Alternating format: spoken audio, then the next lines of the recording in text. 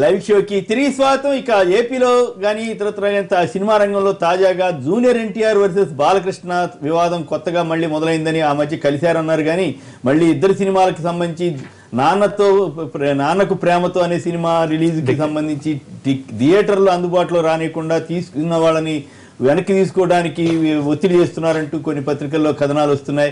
మళ్ళీ దీంట్లో లోకేష్ పేరు కూడా ఆ పత్రికలో రాస్తున్నారు. మరి నిజంగా అట్లా జరిగే అవకాశం ఉందా? కాస్త ఈ విషయాల్లో అనుభవం ఉన్నటువంటి శ్రీధర్ ఏం చెప్తారో విందాం. అంటే ఇదివరకున జూనియర్ ఎన్టీఆర్ గారు ఏదేమైనా కూడా ఎన్టీ రామారావు గారు కొంత పుచ్చుకుని కొంచెం యాక్టింగ్లో కానీ టాలెంట్లో కానీ జనరల్లీ మిగతా ఉన్న మనవల్లో కన్నా ఈయనకి కొంచెం అప్పర్ హ్యాండ్ ఉంది. సో ఆ విధంగా ఆయన మూవీ మేకింగ్లోకి వచ్చారు, పెద్ద హీరో అయ్యారు. ఆ తర్వాత ఎలక్షన్లో లాస్ట్ టైం ఎలక్షన్లో కూడా చంద్రబాబు నాయుడు గారు రిక్వెస్ట్ చేస్తే క్యాంపెయినింగ్ చేశారు ఇదివరకున్న ఎలక్షన్లో. ఆ తర్వాత మొన్న ఎలక్షన్లో అంత చంద్రబాబు నాయుడు గారు అడగలేదు, అంత జూనియర్ ఎన్టీఆర్ గారు పార్టిసిపేట్ చేయలేదు. బాలకృష్ణ గారు కంటెస్ట్ చేశారు, వాళ్ళు వియ్యంకుడు, అది ఆయన ఎమ్మెల్యే అయ్యారు.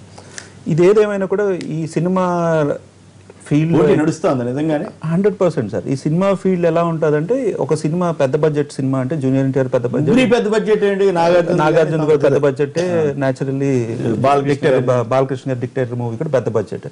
అంటే పెద్ద బడ్జెట్ నిజంగా జరిగినా జరగకపోయినా ప్రజల్లో ఆ పెద్ద బడ్జెట్ మూవీ అని చెప్పి 1000 థియేటర్లో ఒకేసారి రిలీజ్ చేసి మూడు రోజులు వారం రోజులు జనరల్లీ డబ్బులు వెనక్కి రాబట్టుకోవడానికి ప్రొడ్యూసర్ ట్రై చేస్తూ ఉంటారు.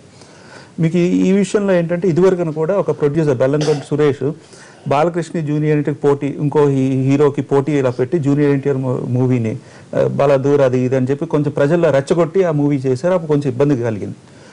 ఈరోజు జరిగింది ఏంటంటే, ఇదివరకున బాలకృష్ణ గారికి జూనియర్ ఎన్టీఆర్ కొంత మనస్పర్ధలు రాని కొంత గ్యాప్ వచ్చింది. ఆ తర్వాత మళ్ళీ సర్దుకుని ఓవరాల్గా ఫోన్లో మాట్లాడడం, ఫంక్షన్లో కలవడం అదంతా సర్దుకున్నారు. మొన్న ఏదైతే మూవీ జనరల్లీ ఏంటంటే జూనియర్ ఎన్టీఆర్ మాట్లాడినప్పుడు తాతగారు అయిన ఎన్టీ రామారావు గారి గురించి మాట్లాడతారు, బాబాయ్ అని చెప్పి ఒక మాట అంటారు, తమ్ముళ్ళు అన్నయ్యలు వాళ్ళ గురించి మాట్లాడతారు.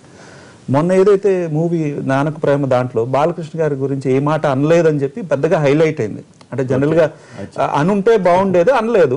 అది జనరల్లీ అందరూ కూడా వాచ్ చేశారు. అంటే కొంత గ్యాప్ ఉన్నది అన్నది మా అందరికీ అర్థమైంది. ఇద్దరు ప్రొడ్యూసర్స్ కూడా కొంత కారణం దోహదపడిందండి. ఎందుకంటే అది ఇష్యూ కాదు. ఇప్పుడు సాక్షిలో ఇవాళ వచ్చిన కథ ఎంతవరకు వాస్తవం అవుతుంది? అదే నిజంగానే నెల్లూరు ప్రకాశం జిల్లాలో ఒత్తిడి చేసి, అంటే ఇప్పుడు ఈస్ట్ గోదావరిలో లేదు అతను, అంటే ఈస్ట్ గోదావరిలో ఎందుకంటే డిస్ట్రిబ్యూటర్స్ ఒక 4 ఉన్నారు అక్కడ ఈస్ట్ గోదావరిలో. పెద్దగా east Godavari west Godavari major revenue generating అండి ఫిలిమ్స్ కి.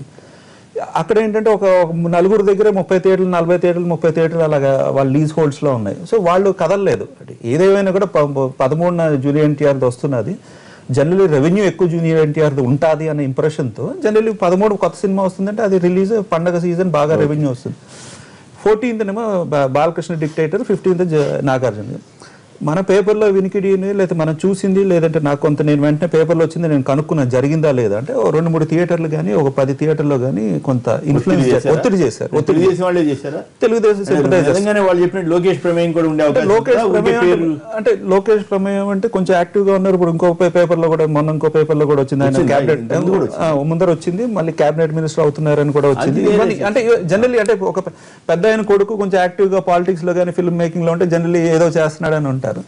సహజంగా ఏంటంటే కొంత గ్యాప్ ఉన్నది అన్నది అందరికీ తెలుసు. దీంట్లో నిజం ఉంటుందా, నిజం ఉండడానికి అవకాశం ఉందా లేదా? నిజం ఉన్నదండి, అందులో డౌట్ నిజం ఉండడానికి.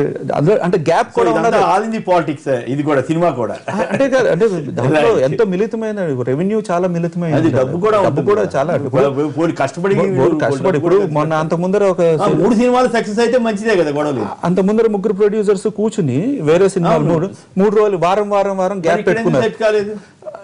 అదే కదా గ్యాప్ ఉన్నదన్నది తెలిసిపోతున్నది. ఇప్పుడు సహజంగా గ్యాప్ ప్రొడ్యూసర్స్ మధ్యలో గ్యాప్ ఉంటుంది. 3 వారాల సంక్రాంతి రాదు కదా, సంక్రాంతి వచ్చినా కూడా 3 రోజులు ముగ్గురు పెట్టుకున్నారు. అట్లా 13, 14, 15 అట్లా. బేసికల్లీ ఈ సినిమా రంగంలో ఒక సినిమా రిలీజ్ అయ్యేటప్పుడు థియేటర్స్ మేనేజ్మెంట్ అనేది ఇట్స్ మాఫియా అండి. బాధ ఏంటంటే బాలకృష్ణ జూనియర్ ఎన్టీఆర్ ఇట్లుంటే సాధారణ ప్రొడ్యూసర్ నాలంటాడు నీలాంటాడు సినిమా ఇంతే సంగతులు. అయితే ఆంధ్రప్రదేశ్ లో కానీ తెలంగాణలో కూడా ఉంది అది. నిజాం సీడేజ్ లో ఉంటుంది. ఈ మాఫియా అనేది థియేటర్ లో ఆపరేట్ చేస్తుంది. దాంట్లో భాగంగా మీరు చూడండి, అంతరం ఉందా లేదా అన్నది రాజకీయ పరిజ్ఞానం వాళ్ళకి అందరికీ తెలుసు, ఎస్ ఉంటుందని. అంతరం ఎందుకుంది? ఎప్పుడు ఒకరు పైకి ఒకరు కిందికి ఫ్లక్చువేట్ అవుతా ఉన్నారంటే చంద్రబాబు నాయుడు ఆడే గేమ్లో భాగంగా ఒక్కొక్కసారి ఎన్టీ రామారావు జూనియర్ ఎన్టీఆర్ హరికృష్ణను మచ్చిక చేసుకుంటున్నారు. ఎనీహౌ తర్వాత ఇంకొకసారి బాలకృష్ణ చేస్తూ ఉన్న క్రమంలో అదే వియంకుడు కాకముందు కూడా చెప్తున్నారు. ఎనీహౌ ఎన్టీఆర్ వారసులు ఎన్టీఆర్ అభిమానులు అనే వాళ్ళు చంద్రబాబు నాయుడుకు అనుగుణంగా ఉండాలని చూస్తుంటారు. దాంట్లో భాగంగా పరిణామ క్రమంలో అదేమైంది, ఫ్లక్చుయేషన్ పెరగడం వల్ల బాలకృష్ణను వియంకునిగా చేసుకున్నాడు. చేసుకున్న తర్వాత రాబోయే జనరేషన్ లో అయితే నేను కావాలి బాలకృష్ణ అల్లునిగా చంద్రబాబు కొడుకుగా, కానీ జూనియర్ ఎన్టీఆర్ ఎన్టీ రామారావు వారసుడిగా ఎదగకూడదు అనేటువంటి ఆలోచన ఉంటది. దాంట్లో భాగంగా రాజకీయాలు ఇంక్లూడ్ అవుతాయి. రాజకీయాలు ఇంక్లూడ్ అయినాయంటే న్యాచురల్ గా on behalf of Balakrishna Lokesh enter కావడంలో గతంలో ఉన్నటువంటి పరిస్థితి సినిమా రంగంలో ఇప్పుడు లేదు. కాబట్టి ఇమీడియట్ గా ఎక్కువ థియేటర్ల దాన్ని రిలీజ్ చేసుకొని వాళ్ళు పెట్టినటువంటి బడ్జెట్ ని మాక్సిమం ఇమీడియట్ గా సంపాదించుకునేటువంటి ఒక స్ట్రాటజీలో భాగంగా ముందుకు పోతున్నారు. ఆ క్రమంలో సంక్రాంతికి వచ్చేటువంటి వసూలలో తొందరగా పోయేసి మేము ఎక్కువ థియేటర్లలో వేసుకొని మా బడ్జెట్ రాబట్టుకోవాలనుకుంటున్నాం. మామూలుగా ఒక అడ్జస్ట్మెంట్ కింద ఒక 3 days అయినా గ్యాప్ తీసుకుంటారు. ఆ సినిమా 3 days లో క్లియర్ గా కనపడడం ఏంటంటే కావాలని చెప్పి ఒత్తిడి పెడుతున్నారు, దాంట్లో అనుమానం లేదు. కాకపోతే ఆయన నాన్నకు ప్రేమత్వాన్ని పెట్టే బదులు బాబాయ్కి ప్రేమత్వాన్ని పెడితే రిలీజ్ చేయనిచ్చేవాళ్ళు.